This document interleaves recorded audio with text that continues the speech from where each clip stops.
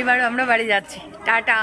আমাদের অনুষ্ঠানটি ছিল রানীর বাজার গীতাঞ্জলি প্রেক্ষাগৃহে মজলিশপুর মহিলা মোর্চা দ্বারা আয়োজিত মেগা রক্তদান শিবির। এ উপলক্ষে আয়োজিত সাংস্কৃতিক অনুষ্ঠানে আমি ছিলাম গানের জন্য এবং সঙ্গে ছিল সঙ্গীত শিল্পী সোমেন দা। এরপর মাননীয় খাদ্য এবং পরিবহন দপ্তরের মন্ত্রী সুশান্ত চৌধুরী মহোদয় এলেন। উনি প্রদীপ প্রজ্বলনের মাধ্যমে অনুষ্ঠানের শুভ সূচনা করে মঞ্চে আসীন হলেন। তারপর উনি খুব সুন্দর বক্তব্য রাখলেন। এরপরে আবার শুরু হলো আমাদের সাংস্কৃতিক অনুষ্ঠান।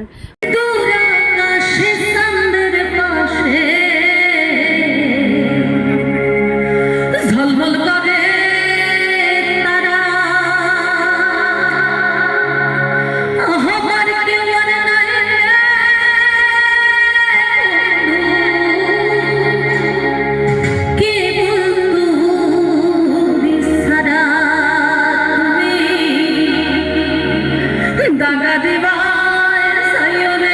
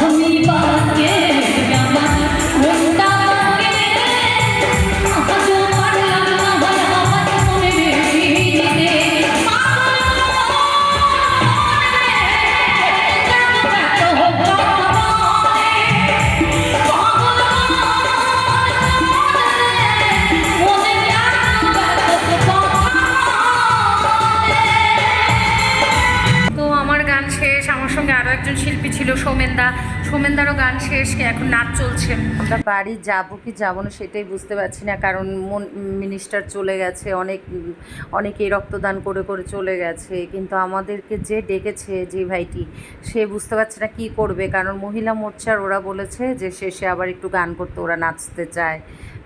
এটা নিয়ে একটু কনফিউজড হয়ে আছি, কিন্তু এই যে সকালের অনুষ্ঠানের জন্য ভোর 6টায় উঠলাম, আগের দিন 2:30টায় ঘুমালাম, 6টায় উঠলাম, 3.5 ঘন্টার ঘুম, প্রচণ্ড টায়ার্ড লাগছিল, কি করব বুঝতে পারছিলাম না। ভাবলাম অনুষ্ঠান সেরে বাড়ি গিয়ে আস্তে আস্তে সব রিপ্লাই কমেন্ট করব, তোমাদের পোস্ট দেখবো, বাট আমি তো হাফ ডেড হয়ে আছি। বাড়ি গিয়ে আমি জানি না কতটা এনার্জি থাকবে।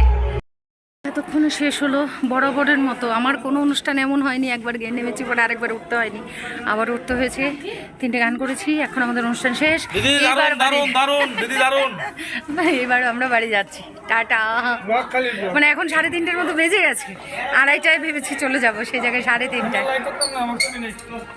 হল থেকে বেরোবো জাস্ট ওই সময় মহিলা মোর্চা দিদিরা বললো আসো তোমার সাথে একটু ছবি তুলবো।